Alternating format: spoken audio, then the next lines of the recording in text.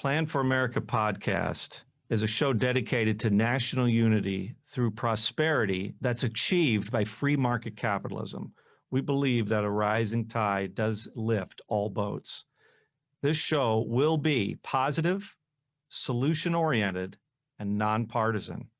Our only agenda is for the prosperity of our country and her people. All are welcome here. This show will not be argumentative or incendiary, sensational, or polarizing and divisive. What we are presenting is a positive solution to one of America's greatest problems.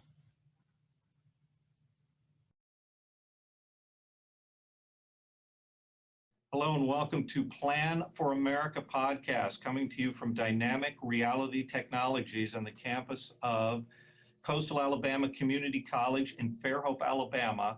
I'm your host, Eric Nager, and our special guest today is Spike Cohen, who was the vice presidential candidate for the Libertarian Party in the 2020 election. Thank you for joining us, Spike. Yeah, Eric, thanks for having me on. I really look forward to talking with you. Well, we're excited about it too. And if you could maybe introduce yourselves to our audience by telling us what is your educational and professional background prior to becoming a Libertarian Party candidate. Sure, absolutely. Like Eric said, my name is Spike Cohen. I was the Libertarian Party's vice presidential candidate for the 2020 election. Educational background, not much to speak of. I got out of high school as quickly as I can because I had already started my own business right before my 17th birthday. So when I was 16, I started a web design company, and I grew that over the next almost 20 years. I grew that into a very successful company. I was also involved with quite a few startups during that time. And I retired 4 years ago so I could kind of pursue my full-time my path that I really wanted to pursue my purpose full time, which was spreading the message of liberty and getting involved in libertarian politics and in activism. And that ultimately has culminated thus far in my being the Libertarian VP candidate and now working full time to help grow the movement. All right. So tell our viewers, our listeners who may not be familiar with the Libertarian Party, tell us what the party stands for, what is the party trying to accomplish, the whole idea about a third party and a dominant two-party system. Tell us about the Libertarian Party and its role.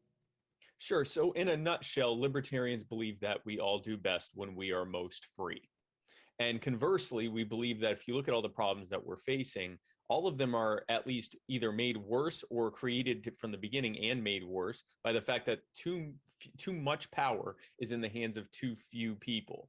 And so we believe that the best way to fix the problems that we're facing is to look at the fact that this is a power problem. This is a problem of central planning. And I'm sure we're about to talk quite a bit about how central planning has failed so many people.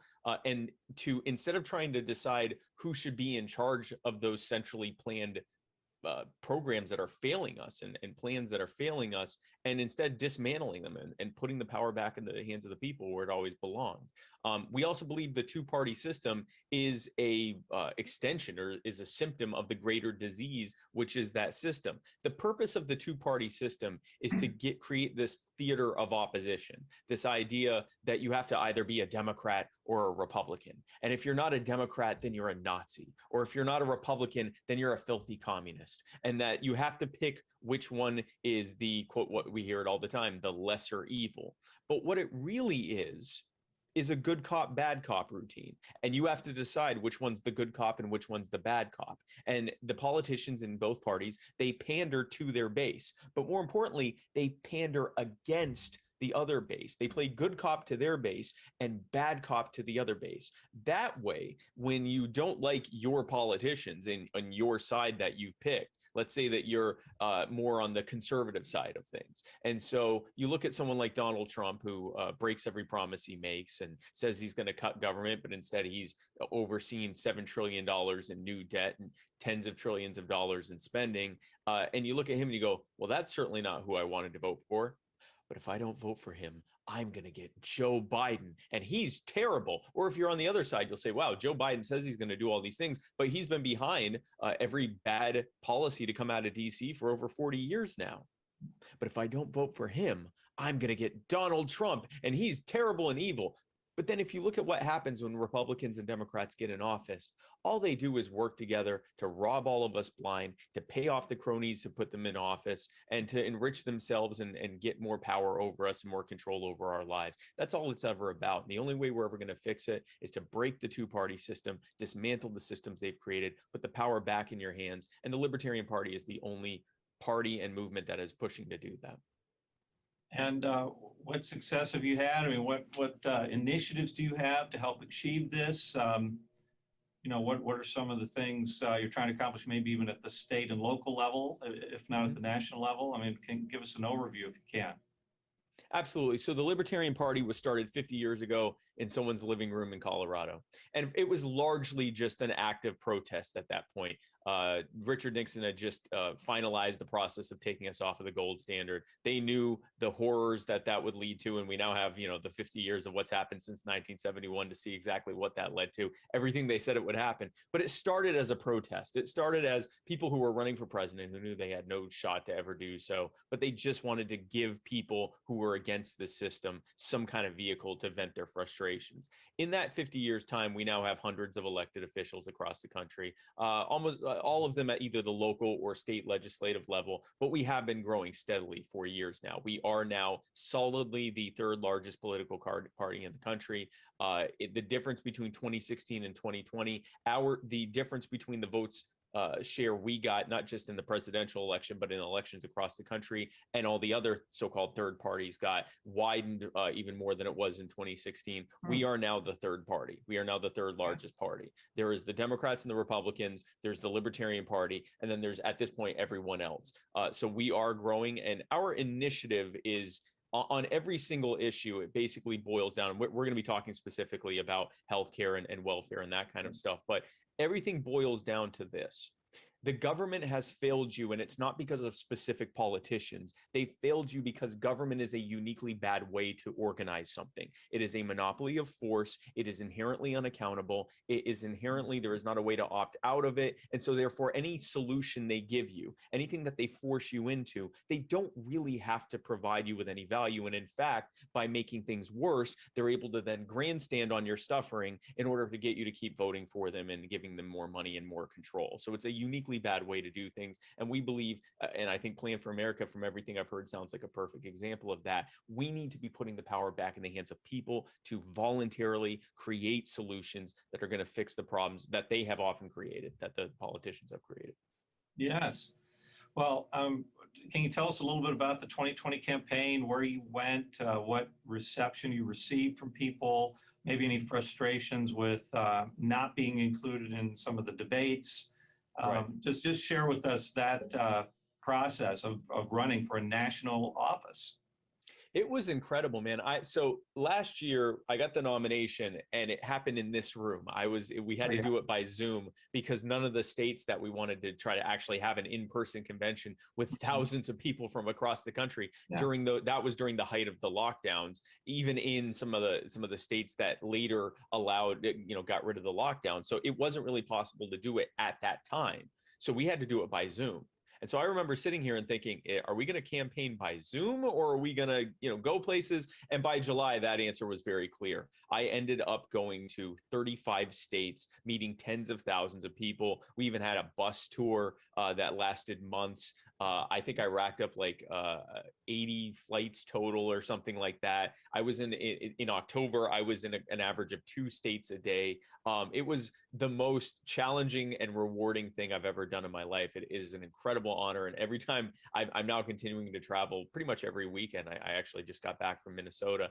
And every time I go and meet with libertarian delegates and activists, I thank them for the incredible honor that they gave me last year. It's second only to when my wife said that she would agree to marry me, not just when I asked her to, but then when the rabbi asked her at the wedding. So it was incredible, man. But yes, it was very frustrating. We were very well received by people. There were people that, heard about us for the first time. We made a point, especially during the bus tour, of marketing outside of libertarian circles, trying to get the so-called normies to come and listen to what it was we had to say and ask us their question and show them that while the other candidates were hanging out in their bunkers and basements, we were there in their communities, happy and willing and eager to talk with them and hear their frustrations and give our solutions. But it was very frustrating when, for example, in order to participate in the presidential debates and vice presidential debates, you have to get 15% or more in at least two reputable opinion polls, whatever that means. But the problem is all of the reputable opinion polls like Gallup and Pew and the rest of them, they didn't include us until after the deadline. I think there was one that included us, but the rest of them didn't. In one poll, I don't mean one organization, one poll mentioned us, and it was towards the end when everyone was already paying attention to the Republican and Democrat candidates. So there was no, it wouldn't be possible, even if we would have polled at 40%, even if the majority of Americans wanted to vote for us, we wouldn't have been able to poll because they weren't including us. So it was impossible for us to get on the debate stage. And when you get into the ballot access laws that make it so that the Republicans and Democrats, they automatically get on the ballot. But for example, in Tennessee, we would have had to get 100,000 signatures to be recognized as libertarians. So instead, we had to run as independents there. And there's laws like that in almost every state that make it either prohibitively expensive or functionally impossible for everyone except for the Libertarian Party to even get on the ballot. So we're the only party that actually earned our way onto all 50 state ballots. The Republicans and Democrats didn't earn their way. They were on automatically, and no one else had the wherewithal to be able to do so. So that's very frustrating. But what made me happy, and what's more important than the vote counts or anything like that, is that the number of people who joined the Libertarian Party last year went up by 40%. Our membership increased by almost 50%.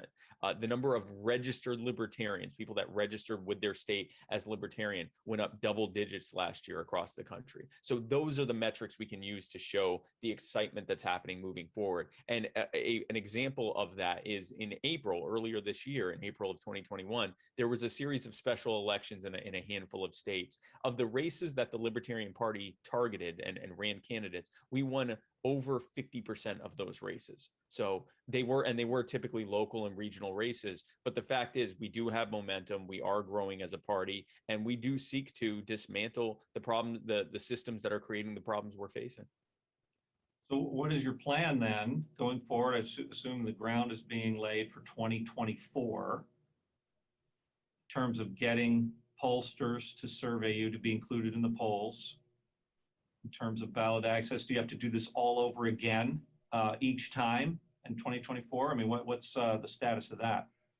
So the short answer is yeah, until we are either granted major party status or they dismantle these unfair and we would argue unconstitutional, blatant First Amendment violations that are these ballot access restriction laws.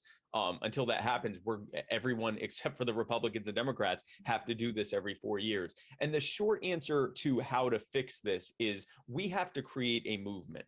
I think introspectively, retroactively, we can look and see that the Libertarian Party, by and large, I'm not saying every single member, I think we've often lost the forest for the trees. We have gotten so focused on the long-term electoral goals, we've forgotten that there are so many impediments in place to make it where we're not on an even playing field, that there's so many more steps we need to take before we're able to really look at that end goal. We still need to run a presidential candidate for 2024, 2028, and so forth, if for no other reason than many states require it for ballot access reasons. And it's an incredibly useful way to get at least some attention on the national level to bring people into the movement. But that can't be our main focus. Our main focus needs to be where we're already winning. Local races, citywide races, countywide races, state legislative races. When we focus on that, when we put the majority of our resources and our time and our efforts and our money into that, we can build the baseline of support that we need to move up from there. And also what we can do is we can address the main concerns that people have when they consider voting for us. And the number one concern they have is, I don't think you can win.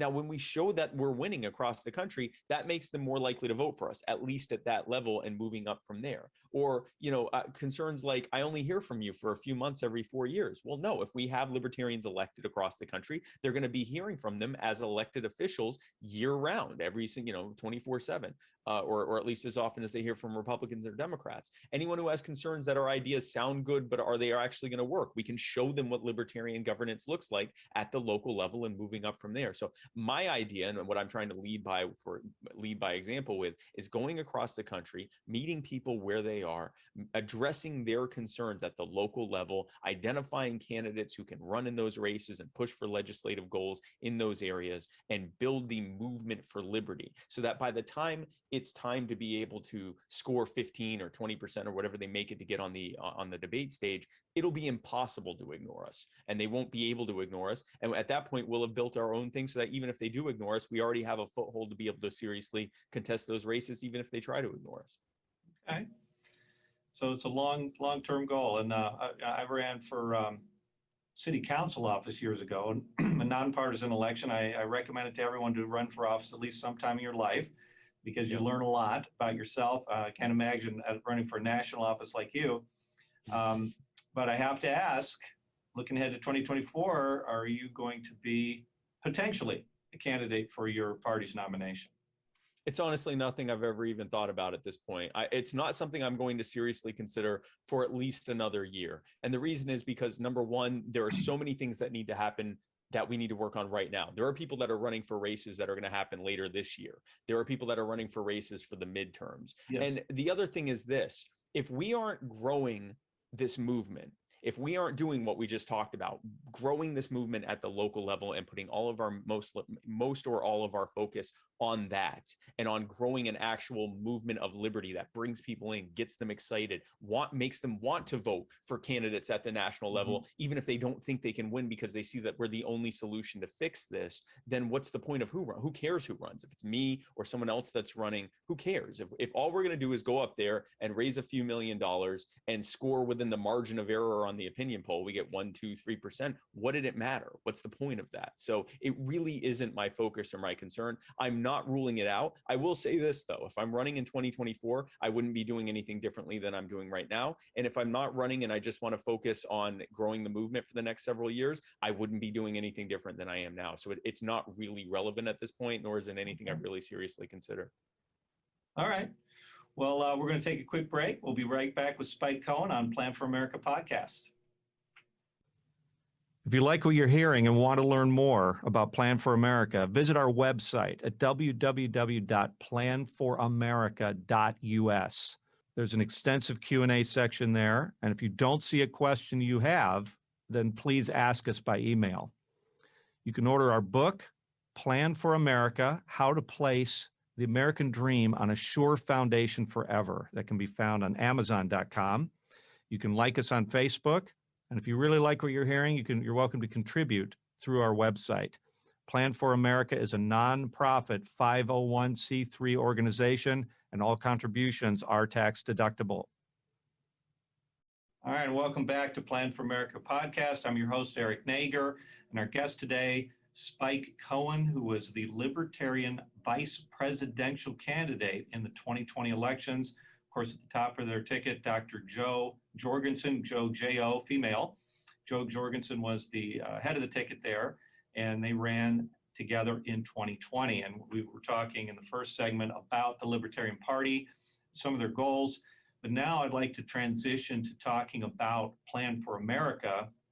It was designed as a nonpartisan plan with elements that we thought that a true conservative would like, that a true liberal would like, and a true libertarian would like.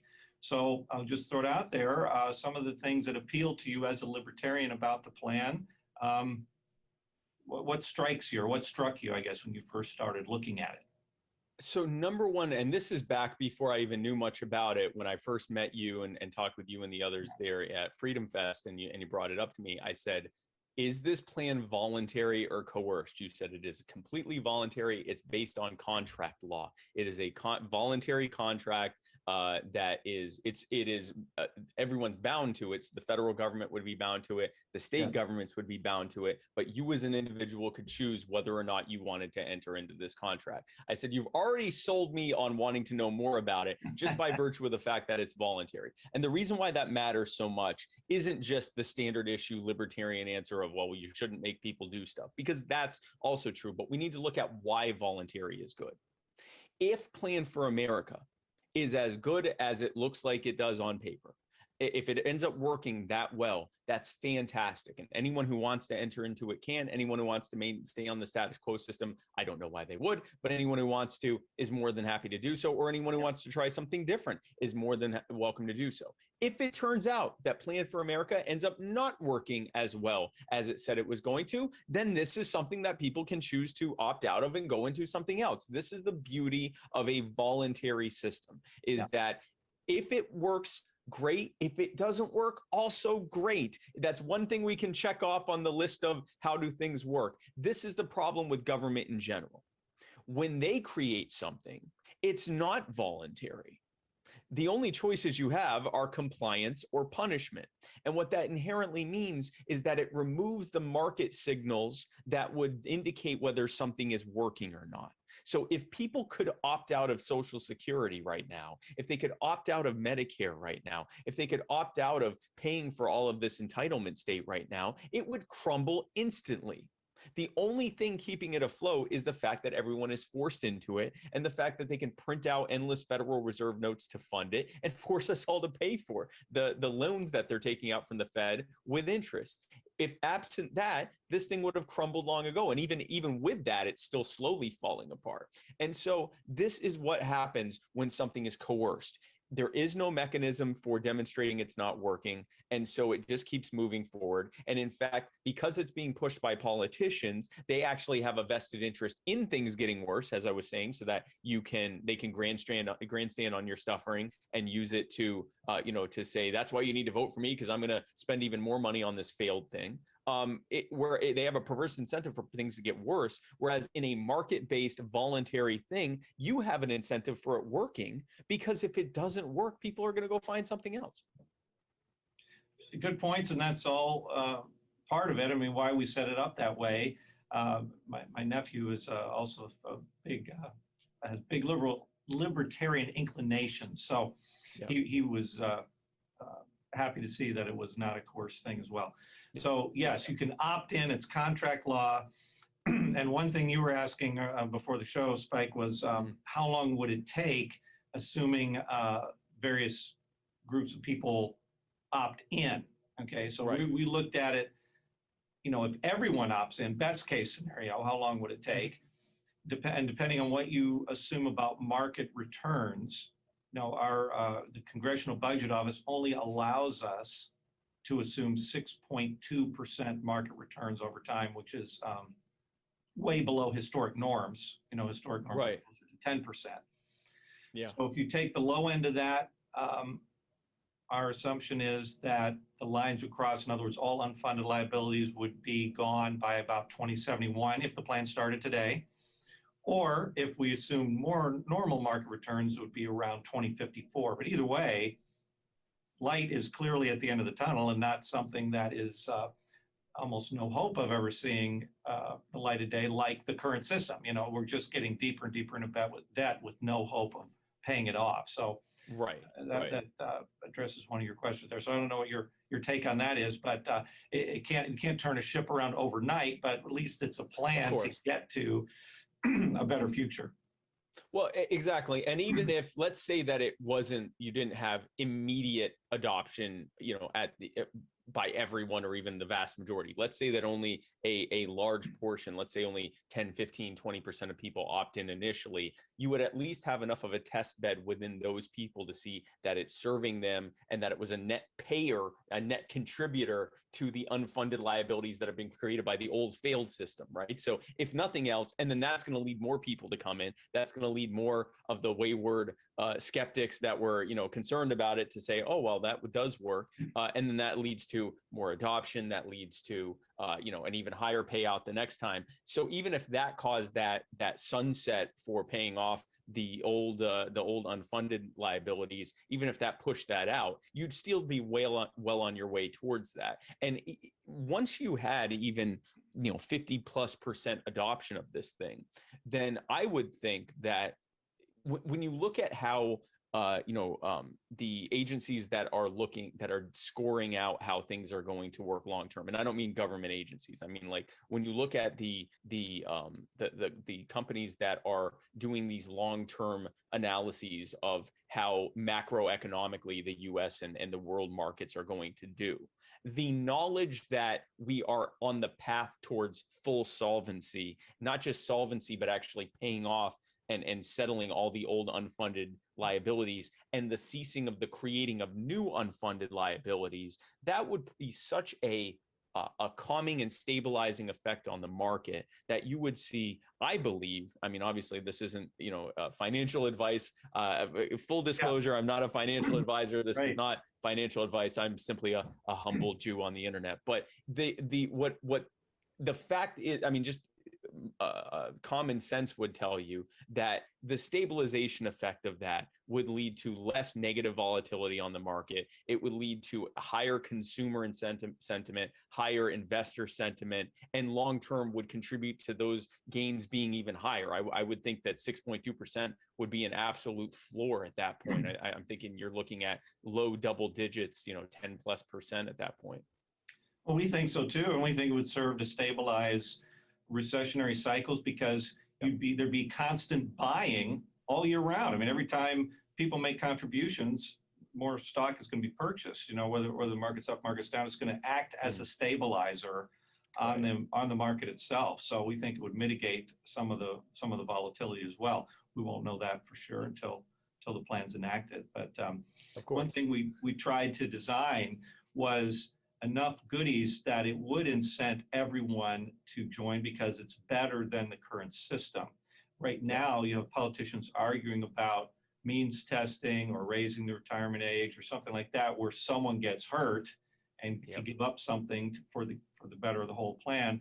But this provides market returns on the retirement side, and then on the health side, private plans that are age, unisex, across state lines, guaranteed issue, up to $1 million cap, so a lot of things. And then you can use the healthcare for whatever you want it to as well. It doesn't have to be traditional medicine unless you want it to be, of course, but it puts more choice in the hands of the consumers, which we think libertarians would appreciate as well. Is that a plank of your healthcare platform? Yeah. So our idea with healthcare is, again, our idea on X is that X is being made worse by government. We can prove it, and the solution to X is to have as much market influence and getting government as out of it as possible. So as that applies to healthcare, you look at things like certificate of need laws. You look at things like bans on importing drugs. You look at things like generic drugs that you're already prescribed to. You look at things like how much the VA has utterly failed veterans with their government-run healthcare system. You look at how Medicaid has increasingly utterly failed to serve the healthcare needs of the poor. You look at all of these things that have been driven to create distortions in the market that ultimately drive up costs and reduce access to healthcare for two main reasons. Number one, to pay off the cronies who put you in office, and number two, to make this appearance that the free market healthcare system has completely failed you, and that therefore we need government run, or at least government financed healthcare. Well, it was government and their cronies who created the mess in the first place. So why would we think that the solution to the foxes raiding the hen house is to enlist in Foxcare? That's essentially what the healthcare plan that we're getting from both Republicans and Democrats is. In contrast, what you're presenting is something that is a voluntary thing that gives comprehensive coverage. And most importantly, not only does it fix the immediate problems there with healthcare, but it also creates the incentive for individual consumers to say, all right, now that our healthcare is covered privately without government, now let's look at what government is doing to drive up costs in the first place. Because there are many countries. The U.S. spends something like 4 times as much per patient on healthcare than the average developed country. Obviously, things tend to cost more here than in other countries, but not 4 times as much. There's a massive distortion there. And if we can look at things that are happening in other countries, not having cost plus legislation, not having certificate of need laws, things that increase access, reduce costs, then that ultimately makes plan. Not only does that help Americans every day with their healthcare costs, but it also makes Plan for America more solvent long term too by reducing the inherent costs and liabilities in healthcare. It doesn't. As you get more into the plan, you'll see there are some things built in there for cost control, like price transparency for healthcare providers, for example. Yep. Things of that nature, and this does take power away from government, because if you take away healthcare and retirement, get the government out of those businesses. But pre-COVID budgets, we were seeing that it would be very easy to have a balanced budget almost in year one that this became fully enacted. And another aspect on the healthcare side is health savings accounts to incent people for wellness visits and preventive care. That's another thing, so that we won't drive up costs, and then whatever portion of their health savings account is not used gets returned to them tax-free at the end of the year. So another principle, no one pays for anyone else's health care. Another thing that right. like is everyone has an individual account. So many things I think you like, and you're welcome to use it as a platform to run on if you wish. Yeah, I want to say I cannot explicitly endorse it until I fully read it through. But I will say this, I've yet to hear anything in it that has raised an alarm or a red flag. And again, even if I looked at it and said, you know what, I'm not sure I'm a big fan of this, this, and this, it's voluntary. I don't have to fully like it, because you can choose whether you want it or not. I might enroll in this thing. It doesn't work that great. And I go, okay, great. Let's try the next thing. That's the beauty of market-derived solutions, is that if I go, and this works with anything, right? If I go to a grocery store, and I've been very happily going to this grocery store and buying the vast majority of my groceries for years, and then something happens, either a change in management or a change in policy or whatever happens, where now I don't like it there, I go to another grocery store because I don't like that one. But if the government forced me to only use that grocery store, not only do I not have any other choices, but there's no incentive for them to be good at what they do. That's so right. Of course I'm going to get bad services from that grocery store. That's true of healthcare. That's true of anything. So right off the bat, you've already sold me to the extent that it's a solution. It is a voluntary solution that makes a serious, good faith attempt to fix something. So I endorse it to the extent that I think it's something people should look at. And it's a perfect example. I can almost guarantee that it'll work better than the current system we have now, if for no other reason than if it doesn't work, we can go and move on to something else that does work. All right. Well, Spike, I really appreciate having you on as a guest today. Anything else you'd like to wrap up with, or any like a website or any way to contact you if our people were so inclined? Sure. So I have two podcasts that I do on Tuesdays and Wednesdays. They are hosted on Muddied Waters Media. You can find us on all social media platforms. You can find us on all podcasting platforms. And you can also find us at muddiedwatersmedia.com. If you'd like to follow me and what I'm doing politically and personally, I am Spike Cohen. You can find me on Facebook, on YouTube, on Instagram, on Twitter. I'm on TikTok for the kids. You can find me pretty much everywhere. You can also find me at spikecohen.com. I do events across the country. And if I am doing any events anywhere near where you are, feel free to come out. I'd be happy to meet you, happy to answer any questions you have. And I guess the last thing I want to say is I'm just happy to see what y'all are doing with trying to provide a voluntary solution to fix the problems that have been created by coercive, centrally planned solutions. That is not the way we are going to fix things, is through central planning. Central planning got us into this mess. Decentralization and voluntary human action is going to get us out of it. That is common sense. It's what libertarians believe. We hope it's what you believe. And we look forward to working with anyone who wants to get forward on that. So thank you for your time. No, thank you for being our guest, and join us next time for another edition of Plan for America podcast. If you like what you're hearing and want to learn more about Plan for America, visit our website at www.planforamerica.us. There's an extensive Q&A section there, and if you don't see a question you have, then please ask us by email. You can order our book, Plan for America: How to Place the American Dream on a Sure Foundation Forever. That can be found on Amazon.com. You can like us on Facebook.